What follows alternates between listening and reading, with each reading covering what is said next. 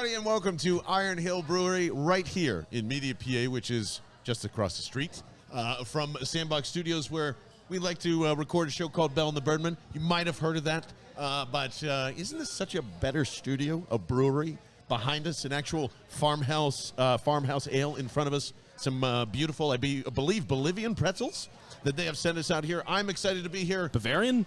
I don't know. Bolivia is South America, isn't it? Yeah, I don't know. Yeah. Is that so, right? Okay. Hey, maybe I'm not here to belittle the Bolivians. I would say maybe they mostly make a good wrong soft on pretzel. these things, so we will get corrected on that. Geography and names. They're delicious nonetheless. I see some wonderful spice mustard. The cheese dip is always here. We've got the Philly favorite IPAs in front of us, mainly to tell you can come and grab these right now. And I know there's a couple of you coming up to Dining for the Stars, which is happening here as well, but Vince Quinn, we couldn't have picked a better Wednesday night. How are you, sir? No, this is absolutely amazing. And as we get going here, John. I just jinxed us. I drank before the cheers. I'm so sorry. It's criminal. You're off the show.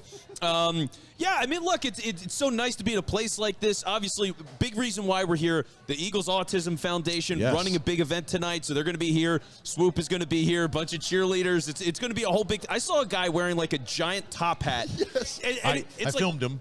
I had to. Okay, it's good. At John Barchard on the old Twitter.com. It's amazing. It's a full suit and the whole top hat. It's like Eagles Monopoly guy. It was great. He was an experience for sure. So he's here. I've seen people in green wigs walking around. There's Eagles jerseys everywhere. Like it's just such a great vibe, and it's not just for the event, but it's because of the team too. And that's what makes it so much fun, man. The team's really good. Everybody I'm talking to in any capacity, they're all immediately like, "So Vince, the Birds, huh?" And I'm like, "Yeah, man. I mean, they're really crushing it right now." So to think that the team is playing this well on a night like this at a place like this, phenomenal.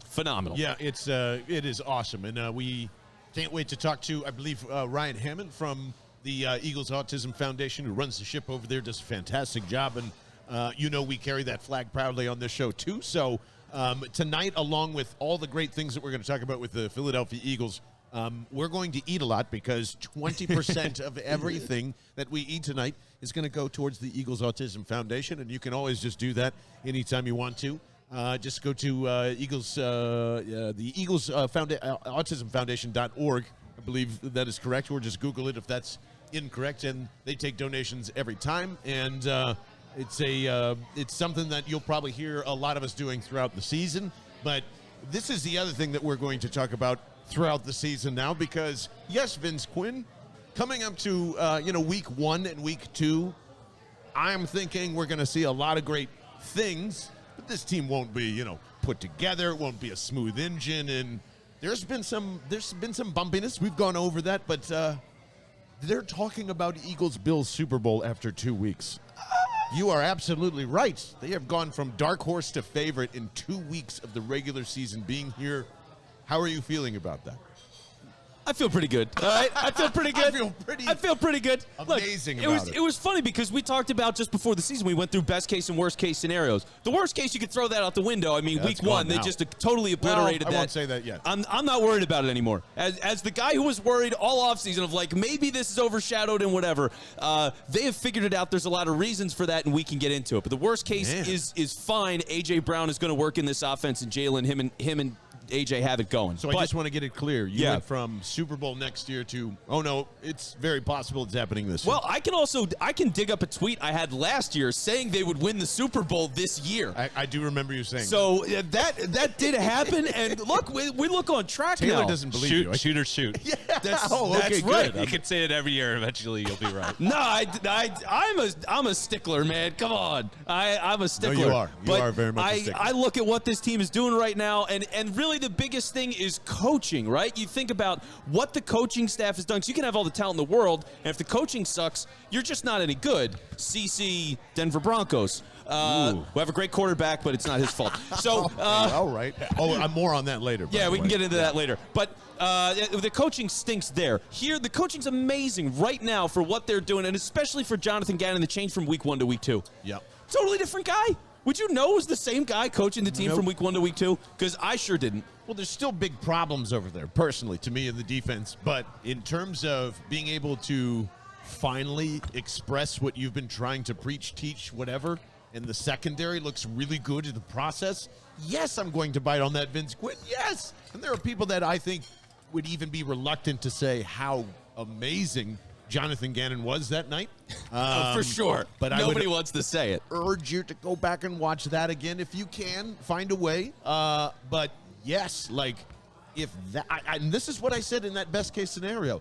If this, what you were trying to sell me, what was it, a top 10 defense or something like that? A top 8, 7, But something like that? Top 5 even. I said if it gets anywhere near that, then we're talking about your 15-2.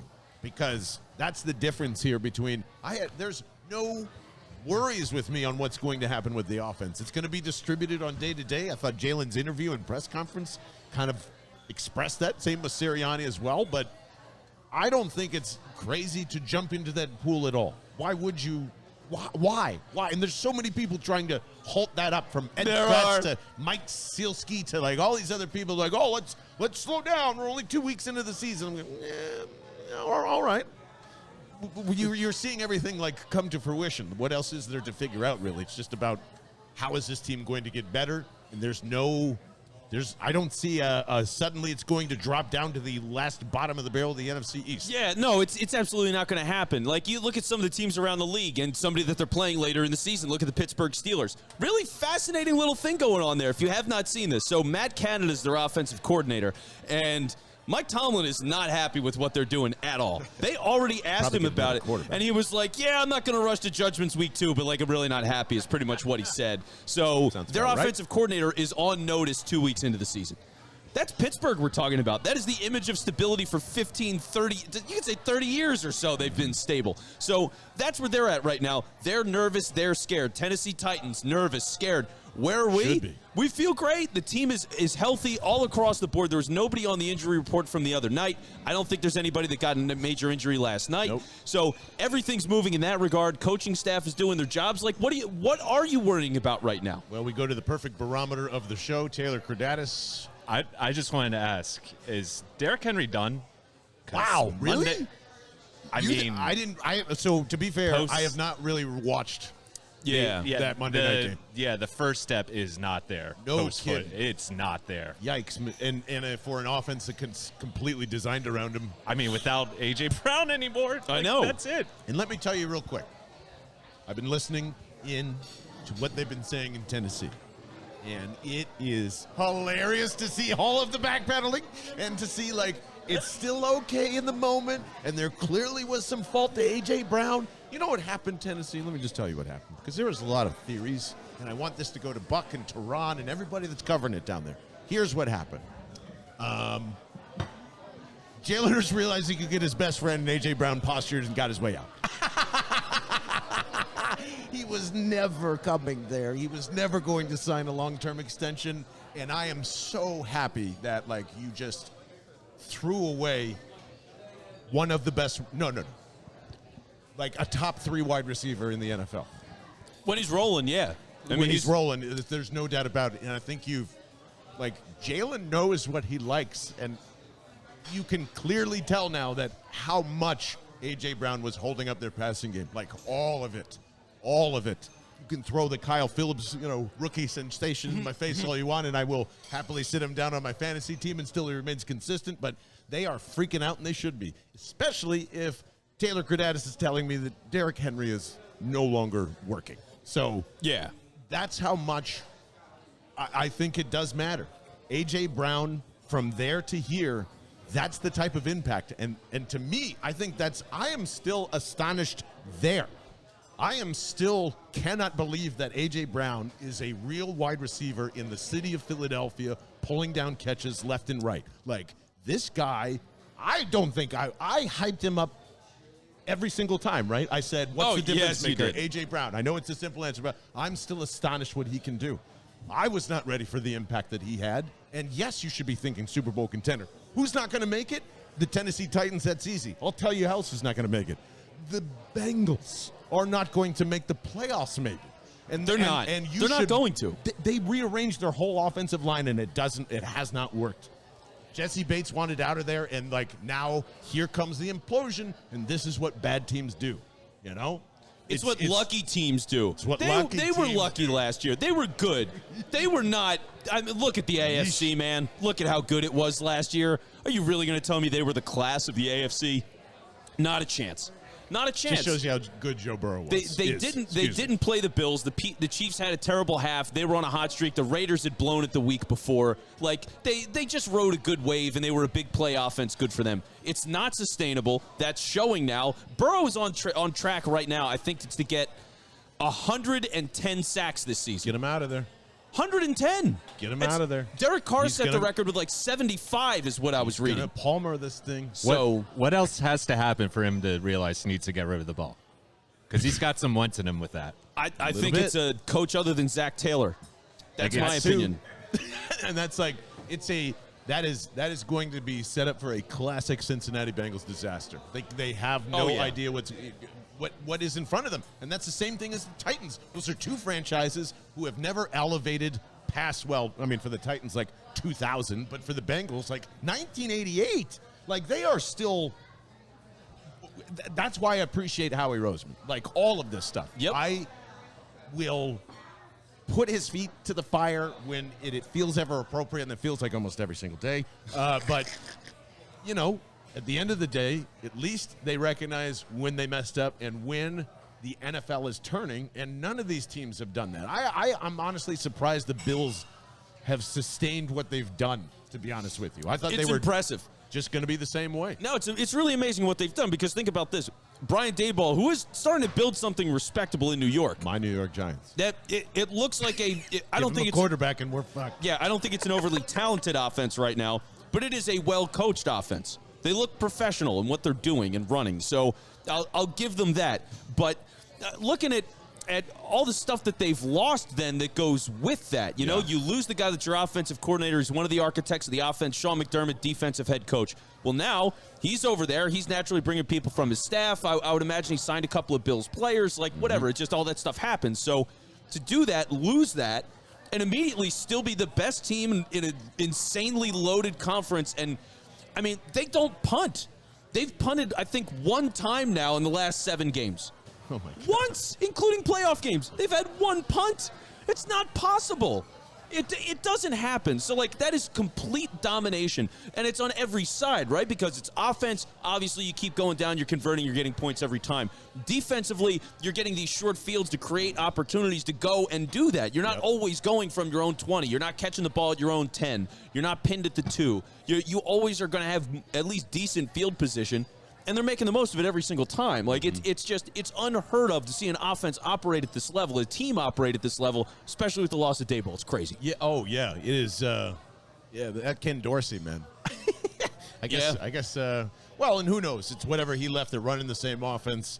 It's, you know, you can get your own identity on it. And what do you think of that? Like, that's been the hype of, like, the last couple of days here.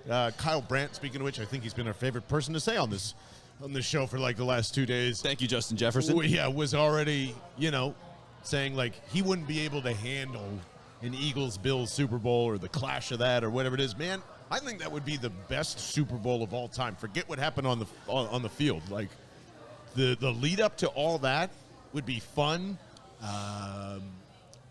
evil, everything. It's just like it would everything you could ask for. You ever seen The Purge?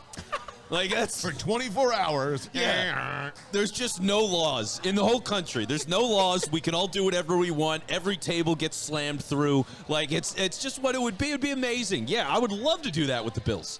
In Arizona, too, which is all of a sudden the hot spot for traveling. There you go. Perfect. And we're going there week 5. We are. So that's the next away trip after we go say hi to Carson with 1,000 people. You might have heard about it.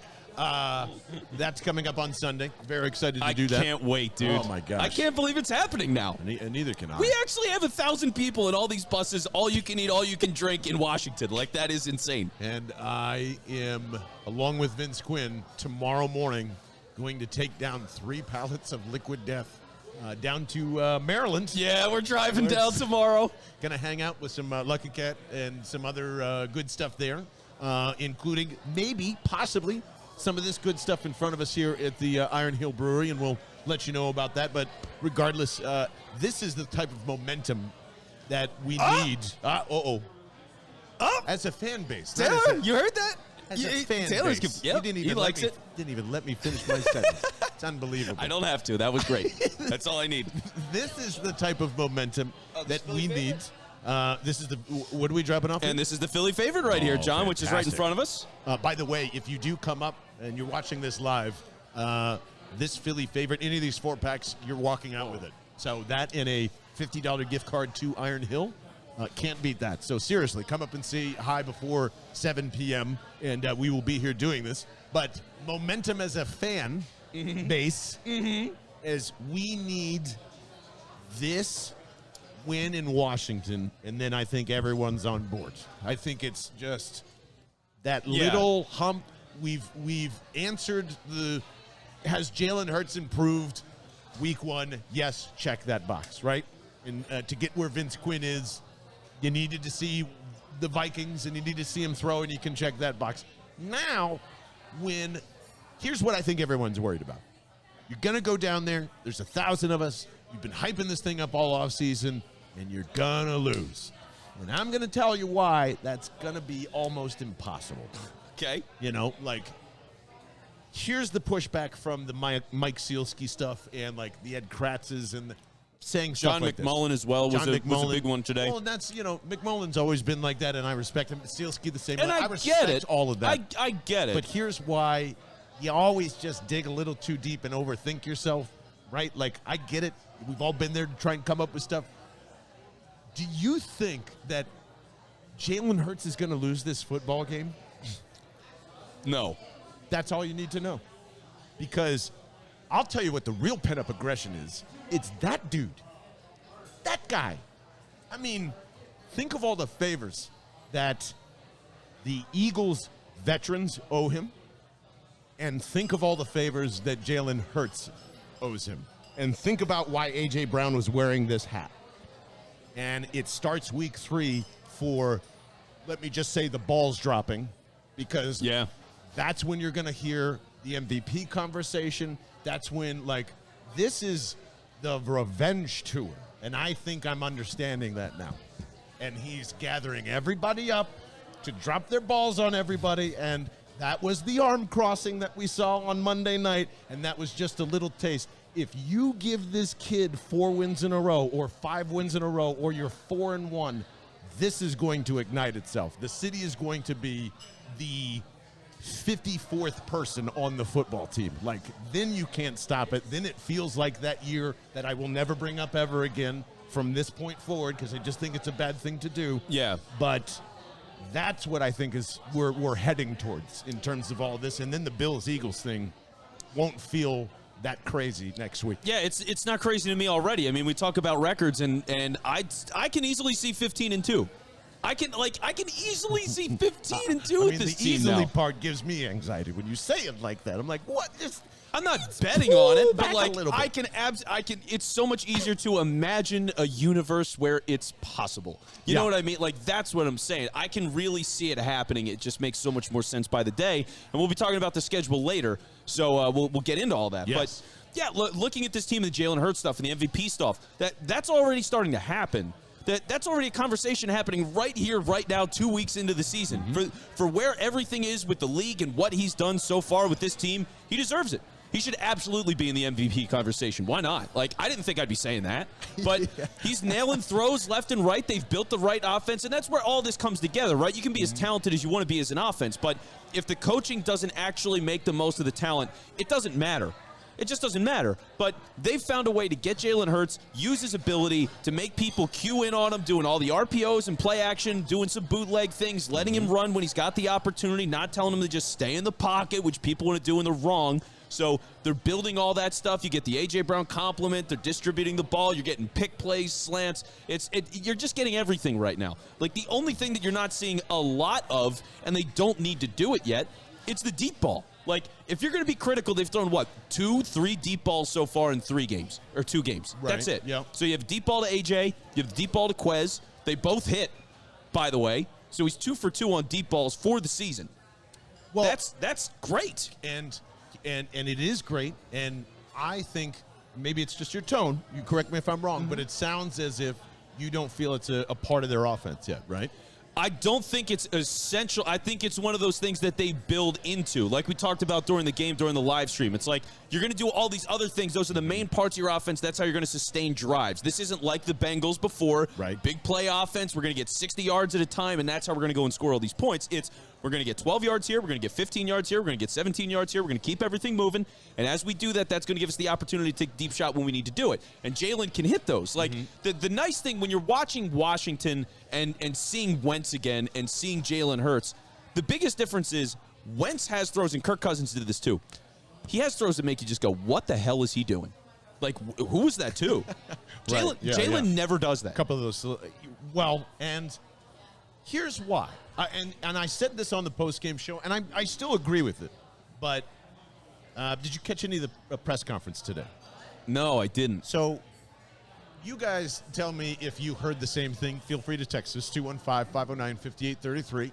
Leave us a comment down below if you're watching on YouTube live here. But I feel as though there's this thing about Jalen Hurts where he's not comfortable with the deep ball, and that's still in the back of our heads, right?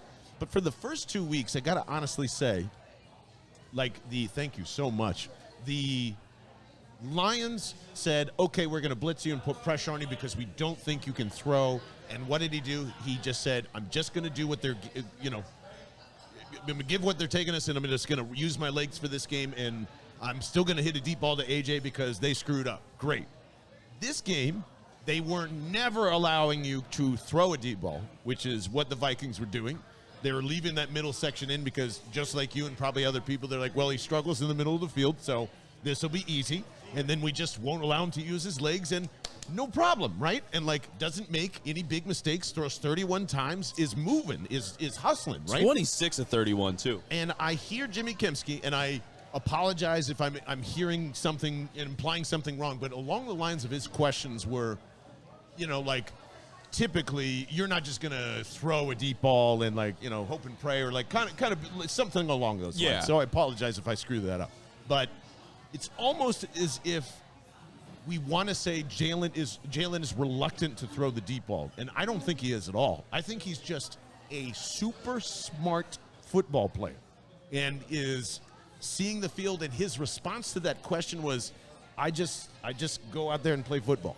And that's the difference between a Carson Wentz who's just like, YOLO, and Jalen in control of his amazing talents. And that's what we're seeing after 2 weeks. And I think that's phenomenal. The deep ball, the big shots, that big play offense that we're kind of waiting for is there. Defenses don't know what to do to Jalen, so they're just trying to cut everything out, and he keeps going, F that, here I am. Well, and the league's been moving to this way where they're trying to prevent all this stuff over the top anyway. That's just what a lot of defenses are doing these days. So you don't have to force that. He is comfortable doing it as well because he did it all the time at the beginning of last year, and I absolutely hated it. But he is comfortable enough to do it. And I think that's where all this stuff merges too, right? Like when you see talent and coaching come together, because I watched a little bit of Jacksonville. I watched that week one game. By the way?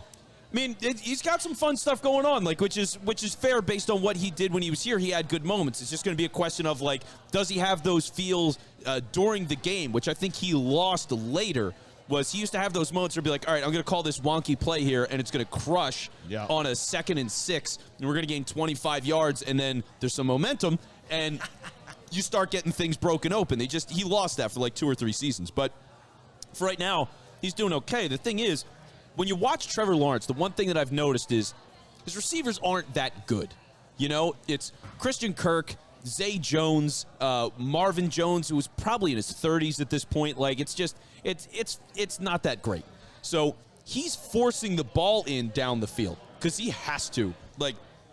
Double coverage, occasionally triple coverage. He's making decent throws, all things considered, because the precision of Trevor Lawrence is ridiculous. But he's forcing the throws. Jalen doesn't have to do that, and that's not what it's supposed to be. You're supposed to have all these different reads and layering of the routes and all that kind of stuff and play sequencing, calling this and then calling that with the idea of You are going to create that space. You are going to give him options. And if option 1 isn't open, option 2 should be. Like, that's where it's working right now, and that's the beautiful thing. You want to see the ball quicker out of his hand. That happened a lot last week. You want to see him just high completion percentage on the short, easy stuff. He's got that now, 26 of 31. Like, everything is, this is what it's supposed to look like for a guy like him.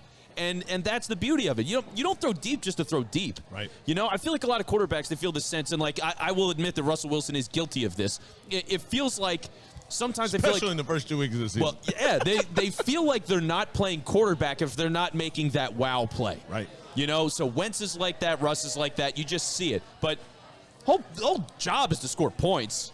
That's all you're trying to do. You just want to score points. What does an efficient offense look like? How can you be a part of that? What is the best way to do it?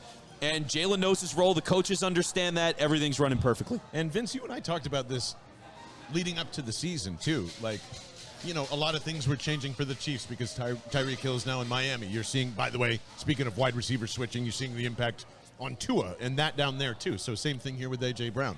But when the Eagles are looking at this and trading for A.J. Brown, and they're kind of, you know, molding their philosophy to what Nick Sirianni is trying to put in, and they're still figuring out what works best. Like, they are taking advantage of exactly every defense that is trying to stop the deep ball, which is, let's funnel everything through the middle because no one wants to be there. Some people will make mistakes. When we do, we're going to take advantage of those. And the same thing with what we've described the Eagles offense for the last couple of weeks. Boom, there's Quez Watkins because somebody screwed up. Boom, we don't believe in Jalen Hurts' arm, so we're going to leave A.J. Brown one-on-one. Like, it's and it just switches. So, like, everyone that freaked out from last week about where's Devontae's targets, they're here this week. And guess what? It's spread out a little more and on and on and on. So it is literally Jalen Hurts and through the eyes of Nick Sirianni, Shane Steichen, and all the rest. But it is sitting here and going, I understand the offense. I know what I can and can't do right now. And the fact that he says, it's all fodder, but I still love that he says it. Yeah. I never put a ceiling on myself. And nor should you, as the fan base shouldn't do the same thing either. Who knows? If this is the most unique quarterback that has ever played in the NFL, great. Fantastic. That's a great thing to hope for, honestly, if he can do that. But for the meantime, you've been saying this for a long time.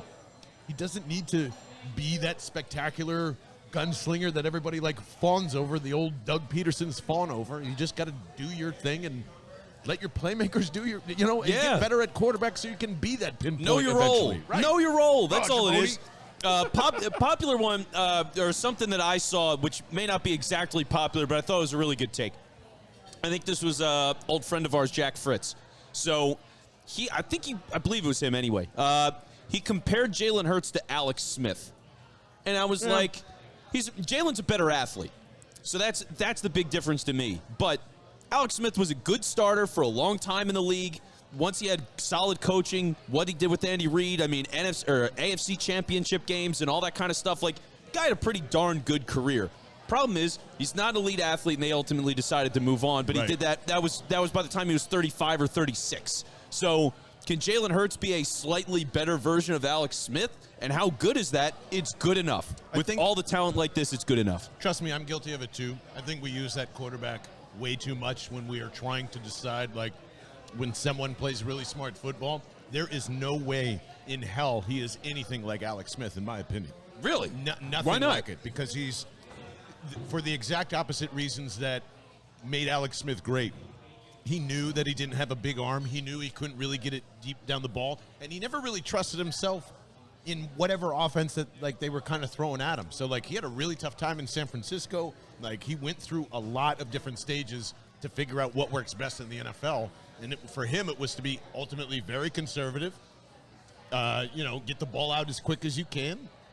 But just like Jimmy G, like, to me, those two guys are similar in QB. For sure. For sure. Jalen Hurts sees way more than I think we give him credit for. Like, he does see it. It's just the ability to react to the experience part of it isn't there yet. So there's still up and downs to go with Jalen Hurts, but I don't think he's anywhere near an Alex Smith because he doesn't have the same mentality at all, in my opinion. And I might be wrong, but like I don't think he's that conservative. Yeah, I think when it comes to all the intangibles, I would take Jalen over Alex Smith for sure. I mean, his leadership is just through the roof. The guys don't just like him, they adore him. So that's a big thing. But yeah, I think the style of play, it's that similar thing. Like if Alex Smith in his prime was playing in this offense, what does he look like? I think it looks kind of similar. It's just Jalen's a better runner. So okay. I think it's in that same ballpark. It's good ball control. It's keeping things moving. It's knowing when to use your legs and just being a mature quarterback. I think Jalen, for as much as he's got growing to do, he is mature. You know what I mean? Like he has plays in the Lions game, there were a couple of times where he's running to the sideline. He's going to get hit. Yeah. I mean, he's going to lose a couple of yards. What does he do? He's just kind of like, he just like chucks it to the sideline. It's a really smart play. Right. Because you're saving like 7 yards. Yeah. You know, that's big time stuff. That's veteran stuff. He's doing that. This is year 3 and year 2 as a starter. So he's got the right mentality. It's just everything else around him needs to be the certain way. I think it's there right now, and that's why, as we're talking about, this team is a Super Bowl front runner. Jalen Hurts is an MVP candidate right now. Like all that stuff lines up because that's not a far leap though. Again, that's the type of fun environment that you can have here. The Iron Hill Brewery. We're just hanging out. The Philly favorite IPA is in front of us. So good. If you're watching YouTube there, and if you're just listening to the deliciousness, you can just hear the tongue twister off of my mouth, and that's how good the beer is tasting right now. So and the wings are phenomenal. Wings just got dropped. We've got pretzels here being taken care of very well, just like every lunch that we come. I mean, like we are here a lot, to be honest with you. We are, and just to prove it, like they don't just hand out, you know, the King of the Hill cards here. These are authentically bought, and we're here all the time for lunches and stuff because the beer is amazing. The Philly favorite, if you see it around your local pub, they have great deals, especially while Eagles games are on. So it is, you know, $5 to $4 beers there. And like I said before, it's awesome that she's here already. And I was honestly expecting her a little later, and it's even better that she's here now. Ryan Hammond, who is the cream of the crop of the Eagles Autism Foundation, and make sure that you know, all the, we'll move in a little here. I'm sorry. That's my fault, Ryan. Sorry. That's okay. There we go. Welcome. How are you guys? We're doing so well. Great night, dining under the stars. This is Iron perfect. Hill, raising money for a great cause. It couldn't have scripted it any better, honestly. 2-0 Eagles. Go 2-0 Birds. Eagles. That's right. We're in the middle of Hurt season, so Yes, we are. I love that. And what are we doing specifically tonight with the Autism Foundation? So we recently launched EAC 2023. Obviously, our Eagles Autism Foundation fundraising is year-round, and this is just a great way to kick off the season, work with community members who really want to make a difference, and 20% of all your checks tonight can support Eagles Autism Foundation. So this is a weekly thing that we're doing for a period of time at Iron Hills, kind of across the area, but just a great way to connect with the cause, more importantly, talk about the birds, and just be empowered to really make a difference, whether we're funding research, community-based programs. Every single dollar that we raise is donated, and that's really the commitment of Jeffrey Lurie. His personal connection inspired him to let us be a voice for the 1 in 44 affected by autism. So that's really the work that we're doing, is we're making sure that we're meeting families where they need us. We're working with awesome partners, so we're in a position to really, you know, just being like the cheerleaders will be here, Swoop will be here. It's really about celebrating the passion for this city and taking our fan base and really making sure that together we transform lives. And you guys definitely do that, and there's evidence of it, and that's why, like, you guys' message is always, you know, to action. It's never about just, hey, this is great, we're raising awareness. It's, you know, and just like you were saying, how many people are affected in the community, and tell us a little bit about the action part, and are there, you know, along with the new launch, are there any new partners joining us? Are there anything that is old partners that have been doing some phenomenal things for the foundation? Yeah, so we started in 2018. It was kind of magical, right? We just had the Super Bowl, and it was a time where people wanted that meaningful connection with the team. So it really just gave us wind in our sails to get this launch. Since then, we raised over $16 million. Woo! So that's like what's been announced, and we actually award every single dollar through a whole scientific review process. So every year we have institutions apply with letters of intent. We select them. We actually recruit scientists from across the world to help us evaluate the projects. and then they're endorsed for funding, and they're in a 2-year investment, $400,000 for research, $25,000 grants for community grants. We've funded 56 projects already since we started, and everything can be tracked. If you know you participated in EAC or donated in 2018, we can tell you which projects you funded, what the progress report looks like, what the outcomes are, and it's really changing philanthropy and the field. And I think, you take something like autism. People thought it was going to be really difficult because not everyone loves to talk about it, and we're really giving that positive connection, and that's why we say awareness to action. There's so many people connected to individuals with autism today. It's just, how can you not? Whether it's in your family or your friends or your children's classmates, and knowing that they need support, and the fact that we can, put it in our end zone, and you're playing Madden and you're seeing Eagles Autism Foundation, you know how important it is that organization. And I think what's awesome is we've been able to have people who are personally connected, either work in the field, they're educators, they're physicians, they're behaviorists, or they're just passionate Eagles fans who want to do what the team is doing and get behind it. So it's just been incredible to see the impact that we've been able to create. And I think a lot of it goes to, when it starts with Jeffrey, and then you have Coach on board, and Howie is a huge supporter. And then, they're bringing me to team meetings to talk to the guys about, when we met, we had the draft picks, they come in and they do like a rotation of meeting with folks around the organization, and I get it, I'm like, okay, I know you think you're here to play football, but I'm going to tell you here, you're here to change lives. And I mean, that it starts like the day of their orientation. And we really embrace having the entire organization involved, business, football, everyone gets behind it. And I mean, huge shout out to, you look at Jason Kelsey, what he's been able to do. I mean, you talk about someone who puts something on their back. I mean, doing his own fundraising, engaging the locker room, being a voice, his whole family's involved, his wife is, Travis came out and did a fundraiser with us in Seattle City, New Jersey. We were there for that, awesome. Yeah, there we go, right? Travis is in town. He already promised he'll be back next year. But that's really what it's about. It's also like letting the guys know that they can leverage their celebrity for this cause to raise money. And we just had Radiothon 2 weeks ago. I mean, you look at axe throwing, right? Jordan Mailata, Cam Jurgens, Landon, and, they're calling in WIP promoting it. And not only that, we got $18,000 to do 3-versus-3 axe throwing with these guys. Wow. So, oh, yeah. So, I mean, that's really what it's become, is that it's not just us trying to find out ways to raise money. It's for us to use the team in a way that creates these experiences that are once in a lifetime and motivates fans to get involved and know that they're supporting a good cause. So we've really tapped into every opportunity the organization has for not only fan engagement, but for fundraising. That's amazing. And, Vince and I are always saying that player engagement really does, like, it's outstanding, right? Yeah, it means everything, because the simple nature is people love the team. I mean, all the personalities on the team, they're all just great people. They're people you want to root for on any level. So to see all of those people working with this cause, seeing all the money that's coming through, it's just so easy. Like, this is all new to me. I've learned a lot about autism through John and now through the Autism Foundation, and understanding all of the challenges and how complicated it is and how hard it is for parents, and seeing the work that you're doing. I mean, it's mind-blowing, and I'm so appreciative of everything. It's incredible. Well, how inspiring is it for you to see it as a parent, right? You not only see your hometown team supporting it, but you see, like, Jalen Hurts posting on his own social media, like, I participate in the Eagles Autism Challenge, I've been committed to this community, and sharing their connections. And I think social media and that platform, and like I said, the engagement with our team has been incredible, because we launched a new program with our 50-50. So the 50-50 at Eagles game day, if you're there, buy a ticket.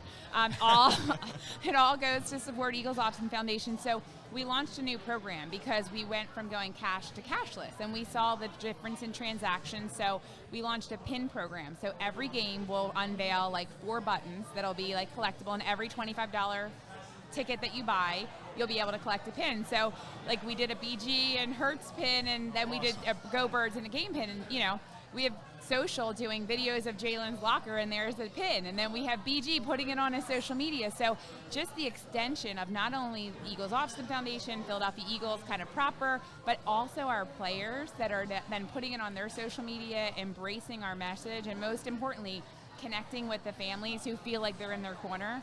It's just like, it's something that when we started, we could never imagine where we've gotten to so far. A lot of credit to you, and I don't think you say that out loud enough. So well, thank you. It's pretty amazing. I give all the credit to Jeffrey, I mean.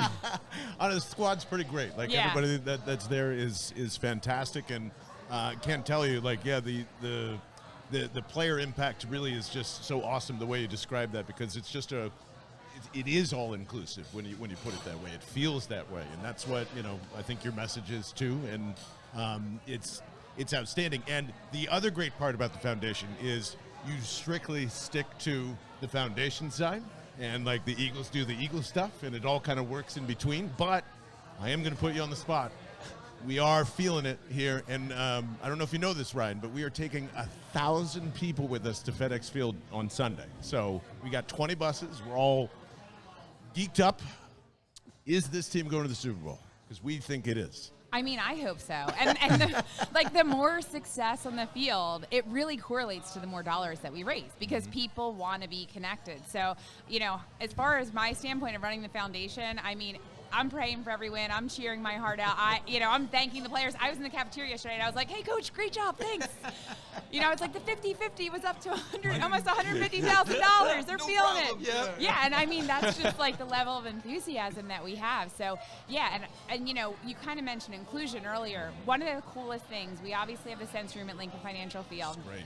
I don't know if you guys know, we launched an inclusion program within our employment program. So we now have over 10 members of our game day staff that are on the autism spectrum that we support out of Eagles Autism Foundation. We're continuing to grow that, working with like the Rita's stands, hopefully the Philly Pretzel, their new partner, get them involved. Lincoln Financial started a program in their offices. Obviously Wawa, they're a partner, they're doing it in their stores. So it's awesome to see that. And then we also evaluated everything we do as an organization. So our football clinics are all ability. So we're providing visual schedules and training to all the people participating. Our cheer clinics are neurodiverse participants with their peers, and just the kids club. Everything that we do comes across the foundation, and we're looking to make sure the resources are available, whether it's visual schedules, access to sensory space.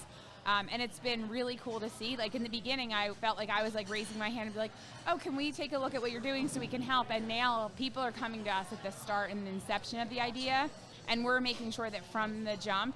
Like if you look at the Eagles app on game day, there's a whole section with visual schedules, social stories, where to get a sensory bag, how to get to the sensory room, the staffing piece. You want to interview for a job and that face-to-face you need accommodations. We're able to help you. So it's been awesome to create employment opportunities, engagement opportunities for families, and to know that at any level of the organization, there's an opportunity for your child, your adult, your family member to be included. Yeah, that's really impactful. And one of the people, just because I know them pretty well now, that Popcorn for the People is one of those businesses I know you guys helped. So it's just great to see, that strive towards like 100% autism employment and wherever you guys can help and put your energy into. And we just appreciate you being here. So yeah, well, Popcorn for the People. So that's a funny. Oh yeah, please. TikTok made the trend of over COVID. I swear, send everyone your wedding invitations. Yeah. So we started getting all of these wedding invitations, and we actually decided let's use Popcorn for the People to leverage and write a note to say hey, thanks for inviting the Eagles. We hope it's poppin', and send them a bag of Popcorn for the People and attach it to the mission of our organization, knowing that we're able to help support that employment initiative. Popcorn for the People, started by a dad, wanted to find a solution for his son, scaled it, helping so many people. We have big plans for them in the future. We're obviously selling them in their product in the stadium. Cookies and cream is my shout out. That's the best kind. All right. Gotta try that. Switch up my flavor. Yeah. And then just making sure that we, people are, it's awesome when I go to visit someone on game day and they're sweet and they have the bags out and you're just like, this is magic, right? This is it. And then, if they don't know the story, but they just happen to buy it, and you can then give them perspective of what they're actually doing. And then the next time they have 10 bags because they're I got to help the people. Right, yeah. So yeah, it's been awesome to have those types of relationships, and that's really what it's all about, is we raise the money and we invest it in the community, and we're really focused on, when it comes to our community programs, it's independence, it's advocacy, and it's access to support. So whether it's early intervention, whether it was during the pandemic with telemedicine, we funded translators for non-English speaking households who needed services, travel training, building a garden, all of those things that are really going to help people live their best life. And like I said, meet the families where they are today. And then all that aspiration and research. Our research we treat like we draft players. We're evaluating it. We're looking to see what's influencing pharmacological treatment with seizures and things like that. We just had a project we funded that just got a big investment from the NIH and the federal government because we funded their pilot study to get them to that place. So it's awesome to see as time passed that the investment of our fans, of our families, of our community is really making a difference today, but also tomorrow through that work. I gotta say that just because you see it a lot of times, like celebrities will have organizations and whatever, but it's a full authenticity. Like, you care so much about this. It's so overwhelmingly evident. All the little details with just the Eagles as a whole, like you said, with the app and the way the players show up and investing every dollar and making sure it's going a certain way. Like, it just feels so good just from the side of when you're giving the dollar, knowing that it's really, truly going to people that want to make the most of it for everybody that really needs that help. It's just incredible. It's incredible. Well, Thank you. Authentic is a perfect word, because when I talked to Jeffrey about coming to the organization and launching Eagles Autism Challenge and obviously then Foundation, I said, we can't just hold a fundraising event for the autism community. Like, we need to be authentic. We need to weave it into the fabric of who we are as an organization. And it really was like those little details, like I mentioned, like the end zone having the foundation and then it being in the Madden game when you played it. Our sensory room, with the Lego wall mimicking the new word mark that we have on the field, really just tying everything we do, making sure if you were signing up for our kids club, there was opportunities for access, and, we could cultivate those relationships as well. And, even just seeing Swoop in our headphones. Like, I had a family, they're like, you should really sell headphones, because the reason why I was able to get my, 16-year-old son to wear them when he needs them is because I showed him the picture of Swoop wearing his. That's a great idea. So it's all of those really little details that we've been able to take on as an organization that, like, change someone's life in some way. And the amount of stories that, people come to me with is just so inspiring, and it makes me really proud of our organization, our team. But like I said, I think Jeffrey kind of laid the groundwork, right? His first priority is a Super Bowl. The second is to make this part of his legacy as an owner in Philadelphia, and I think he's definitely done an awesome job. Oh my God, an amazing job. And, again, using his own personal experience, and a lot of this is from that. You mentioned popcorn from the people. It comes from personal experiences.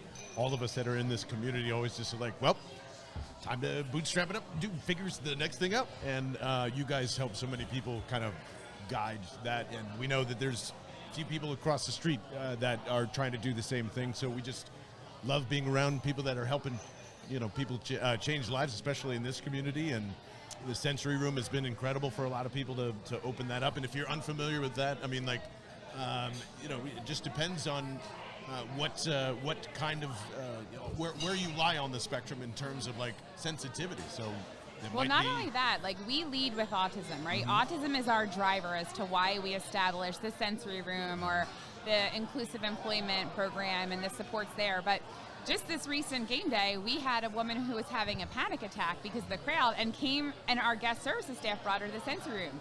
She sat in a beanbag. She's like, I just need to calm myself down. She totally de-escalated, texted her friend, was able to meet up with them, and we're able to support those individuals as well. And I think if we didn't have this commitment to autism, if we didn't start with inclusion, this person with post-traumatic stress, or, so many people that we create access for. So if we start with meeting the needs of the autism community, so many other people's needs are met as well. And that's again, like, it's just such a game changer. See, she's so much better at it than I am at saying it. So that's why we just stick it with that. And Ryan, we can't thank you enough for, first of all, inviting us here to hang out and just enjoy this event. And happy to come and support and, of course, eat great food and drink beer while doing so. So thank you so much for your time today. Thank you so much for having me. Go Birds. Go Birds. Good luck in Washington, too. Thank you very much. Yeah. And quickly, shout out where, if people want to donate right this second, where can they do that? So they can donate at eaglesautismchallenge.org. They can donate at eaglesautismfoundation.org. Oh, there we go.